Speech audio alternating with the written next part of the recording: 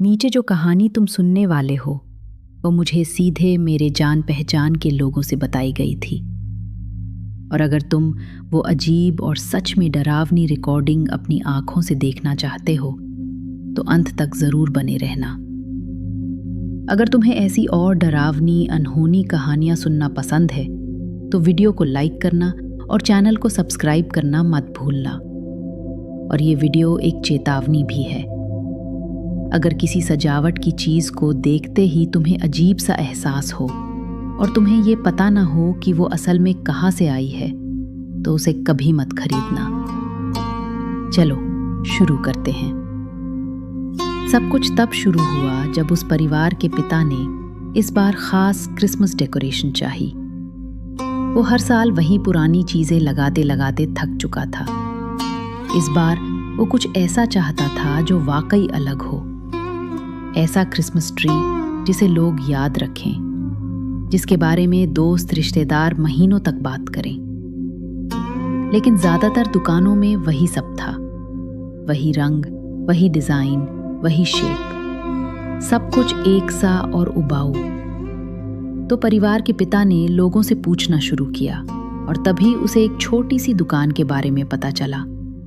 एक दुकान जो लगभग एक गली में छुपी हुई थी, जहां बहुत कम लोग आते जाते थे। जो लोग उस दुकान को जानते थे वे उसके बारे में बात करना पसंद नहीं करते थे। कुछ ने तो पिता को साफ साफ वार्निंग भी दी। मैं खुद उस दुकान को जानता था। अगर उसने मुझसे पहले पूछा होता तो मैं उसे जरूर रोकता, क्योंकि वहां कुछ ठीक नहीं था। तुम भी जानते हो, एक अच्छा डेकोरेशन शॉप गर्म, खुशगवार और वेलकमिंग होता है। लेकिन उस गली की दुकान, उससे कुछ अलग सी चीज निकलती थी। कुछ अनकंफर्टेबल, कुछ अनहोली, एक अजीब घुटन। उस गली में जैसे कभी ठीक से रोशनी होती ही नहीं थी। और सबसे डरावनी बात ये थी, वो दुकान हमेशा तभी खुलती थी जब अंधेरा हो चुका होता। दिन में ऐसा लगता था जैसे वो दुकान एग्जिस्ट ही नहीं करती। मैंने खुद कभी वहां के पास अच्छा महसूस नहीं किया और आसपास की सड़कें भी अवॉइड करता था। और दुकानदार, वो भी अजीब था, एक अजीब तरीके से फ्रेंडली, लेकिन उतना ही अनसेटलिंग। वो बूढ़ा था, बहुत बूढ़ा। कोई नहीं जानता था कि उसकी दुकान वहां कब से है। मैंने कुछ दादियों को कहते सुना था कि वे उसे अपनी जवानी से जानती हैं, और तब भी वो बूढ़ा ही था। वो बहुत दुबला था, हमेशा वही कपड़े पहनता, और उसकी लंबी दाढ़ी ठीक से संवरी हुई नहीं लगती थी। उसकी आवाज बीमार सी थी, और जब वो तुम्हें देखता तो लगता जैसे वो तुम्हें देख नहीं रहा, बल्कि तुम्हारे आर पार देख रहा हो। सच कहूं तो उसे सेल्समैन कहना भी गलत होगा। वो चीजें बेचने से ज्यादा उनके बारे में कहानियां सुनाता। कुछ कहानियां इतनी अजीब और अब्सर्ड होती कि सुनकर ही बेचैनी हो जाए। लेकिन वो हर ऑब्जेक्ट को जानता था, हर एक चीज। वो खुद कहता था कि उसके पास दुनिया भर से लाई गई चीजें हैं, कुछ तो सैकड़ों साल पुरानी। उसके शो विंडो में एक क्रिसमस क्रिब भी थी, लेकिन उसमें फिगर बेहद अजीब थे, जानवरों के शरीर और इंसानों के सिर। अगर कोई उससे मीनिंग पूछता तो वो बस हंसता। और दुकान में जो लाइट थी वो भी ब्राइट नहीं लगती थी। उस रोशनी में भी एक अंधेरा था। लेकिन परिवार के पिता को ये सब परेशान नहीं कर रहा था। उसे पूरा यकीन था कि उसे सही जगह मिल गई है। उसने बूढ़े से पूछा, आपके हिसाब से सबसे सुंदर डेकोरेशन कौन सी है? बूढ़ा उसे दुकान के अंदर पीछे के हिस्से में ले गया, जहां क्रिसमस कम हैलोवीन ज्यादा लगता था। स्कल्स, अजीब मूर्तियां, डरावने शेप्स, और वहां की स्मेल भारी थी, जड़ी बूटियों जैसी, लेकिन साथ ही सीलन और फफूद जैसी भी। और तभी बूढ़े ने शेल्फ से एक छोटी सी डिब्बी निकाली। उसमें अलग अलग ऑर्नामेंट बॉल्स थे। वे सच में बहुत सुंदर थे, रंग भी कमाल का, लेकिन फिर भी कुछ ठीक नहीं था। जैसे ही पिता ने एक गेंद उठाने की कोशिश की, बूढ़ा अचानक चिल्ला पड़ा, बहुत सावधानी से, बहुत बहुत सावधानी से, सुन रहे हो? इन्हें कभी गिरने मत देना, कभी तोड़ना मत, समझे? उस पल पिता को पहली बार अनईजी महसूस हुआ। दुकानदार की आंखें अजीब तरह से चमक रही थीं, लेकिन पिता ने खुद को समझाया कि ये बस उसकी चिंता होगी, शायद ये महंगी होंगी, बस यही बात होगी। पिता ने हाँ में सिर हिलाया, सब वादे किए कि वो बहुत ध्यान रखेगा। बूढ़ा थोड़ा शांत हुआ, डिब्बी उठाई और आगे काउंटर की तरफ ले गया। जब पिता ने प्राइस पूछा तो वो ऑलमोस्ट शॉक हो गया। इतना सस्ता कि विश्वास ही नहीं हुआ। उसने बार बार पूछा, लेकिन बूढ़ा बस हाथ हिलाकर टालता रहा। उसने कहा, मैं खुश हूं कि ये मेरे पास से जा रही हैं। मुझे इन्हें बार बार साफ करने का समय नहीं, ये जैसे खुद साफ करवाना चाहती हूं। पिता हंसा, लेकिन बूढ़ा नहीं हंसा। वो टिप देखकर खुश हुआ और फिर उसने एक बार फिर काउंटर के ऊपर झुककर पिता के कान में कुछ फुसफुसाया, जिससे पिता के पूरे शरीर में गूज़बम्प्स दौड़ गए। और तभी उसने एक आवाज सुनी, कुछ ऐसा जैसे कोई चीज धीरे धीरे मूव कर रही हो। वो धीरे धीरे लिविंग रूम की तरफ गया, अंधेरे में आंखें जमाकर देखा और सच में ट्री हिल रहा था। टहनियां जैसे उनके अंदर कुछ लिपट रहा हो, कुछ मरोड़ रहा हो। उसने तुरंत लाइट ऑन की और उसी पल सब कुछ रुक गया। कोई आवाज नहीं, कोई मूवमेंट नहीं। उसका दिल बुरी तरह धड़क रहा था।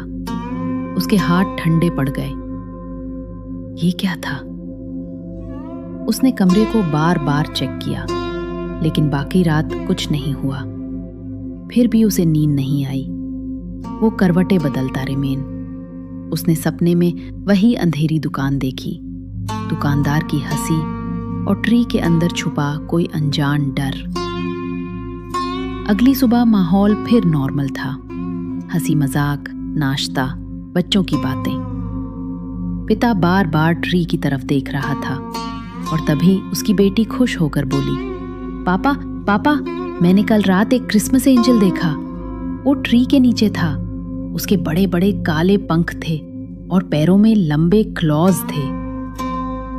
बेटी खुशी से बोल रही थी, लेकिन पिता लगभग अपने कॉफी पर चोक कर गया। शायद इमेजिनेशन होगा, बच्चे तो, उसने खुद को समझाया, लेकिन उसके अंदर कुछ बहुत गलत महसूस हो रहा था। और ठीक उसी समय जब उसने सोचा कि वो ऑर्नामेंट्स उतार देगा और नॉर्मल बॉल्स लगा देगा, उसने अपनी आंख के कोने से ट्री के पास एक परछाई देखी, धुंधली लेकिन बड़ी और गहरी। उसके शरीर में डर की लहर दौड़ गई। उसने झट से मुड़कर देखा, लेकिन वहां कुछ नहीं था। उसकी पत्नी उसे अजीब नजर से देखने लगी। आने वाले दिनों में चीजें और भी अजीब होने लगी। एक दिन फ्लोर पर ढेर सारे टूटे फूटे बिस्किट्स पड़े थे। किसी को नहीं पता कौन गिरा कर गया। बच्चों ने मना कर दिया तो सबने कहा शायद रैट्स। हालांकि घर में कभी रैट्स नहीं रहे थे। लेकिन सबसे बुरा तब हुआ जब एक रात पिता ने लिविंग रूम से भारी कदमों की आवाज सुनी, फिर एक घिसटने सा शोर, स्क्रैचिंग, जैसे कोई भारी चीज जमीन पर रेंग रही हो। वो बहुत बड़ा था। जो भी था, इंसान नहीं था। पिता के पूरे शरीर में ठंड दौड़ गई। वो देखने की हिम्मत नहीं कर पाया। वो बच्चा बनकर ब्लैंकेट के अंदर छुप गया और बस यही उम्मीद करता रहा कि आवाजें बंद हो जाएं। अगली सुबह वो लगभग भूल ही गया था कि रात में क्या हुआ था, लेकिन उसकी पत्नी की चीख ने उसे झकझोर दिया। वो दौड़कर नीचे आया। किचन में नाश्ता बन रहा था और उसकी पत्नी कांपते हाथों से लिविंग रूम के फ्लोर की तरफ इशारा कर रही थी। फर्श पर बहुत बड़े बड़े क्लॉ मार्क्स थे। इतने गहरे जैसे किसी ने नाखूनों से लकड़ी को चीर दिया हो। उसकी सांस अटक गई।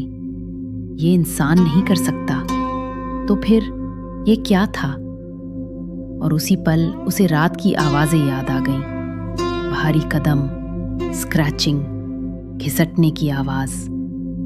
जो भी था वो इन अजीब ऑर्नामेंट्स से जुड़ा हुआ था, लेकिन वो ऑर्नामेंट्स को फेंक भी नहीं सकता था, क्योंकि उसे डर था अगर उसने उन्हें तोड़ दिया तो क्या होगा। तो उसके सामने बस एक रास्ता बचा। उसे फिर से उस दुकान में जाना था, उसी बूढ़े दुकानदार के पास, और उससे सॉल्यूशन पूछना था। उसे ये बला खत्म करनी थी इससे पहले कि कुछ और बुरा हो। वो तुरंत निकल पड़ा। दिन था, दुकान बंद थी, फिर भी उसने दरवाजा पीटना शुरू किया। कोई जवाब नहीं, सब अंधेरा। वो वहीं खड़ा रहा।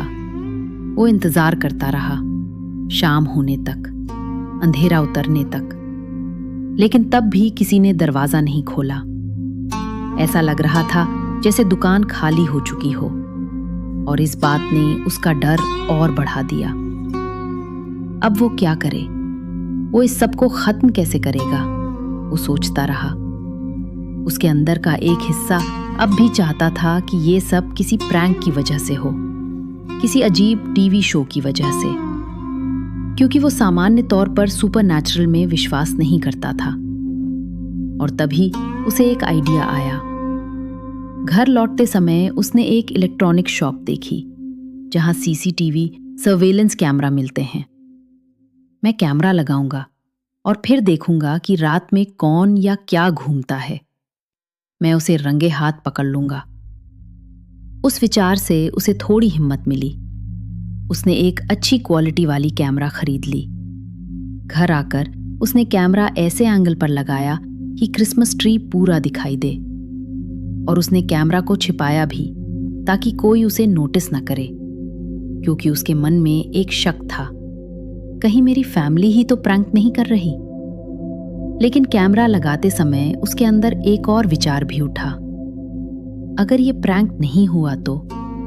अगर सच बहुत ज्यादा अंधेरा निकला तो? वो पल भर डरा, लेकिन अब पीछे हटना संभव नहीं था। उसे सच जानना ही था। शाम को वो नॉर्मल बनकर रहा। हंसा, बातें की, खाना खाया, जैसे सब ठीक है। और सच में उसकी फैमिली ने भी उस दिन कुछ अजीब नोटिस नहीं किया। धीरे धीरे रात हो गई, अंधेरा फैल गया, और पिता फिर से नर्वस होने लगा। उस रात भी आवाजें आईं, स्क्रैचिंग, घिसटना, और फिर भारी फुटस्टेप्स, जैसे वो चीज जानबूझकर अपनी मौजूदगी महसूस कराना चाहती हो। पिता डरा भी, और अंदर ही अंदर एक्साइटेड भी था, क्योंकि अब उसे पता था इस बार कैमरा में कुछ न कुछ जरूर कैद होगा। वो मुश्किल से सो पाया। उसका दिल तेज धड़क रहा था। अगली सुबह वो बहुत जल्द, इससे पहले कि कुछ और बुरा हो जाए।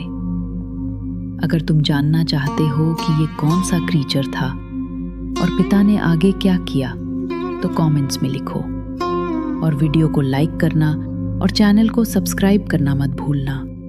मैं अगला पार्ट जल्दी लाऊंगा। हैप्पी हॉलीडेज और सेफ रहना।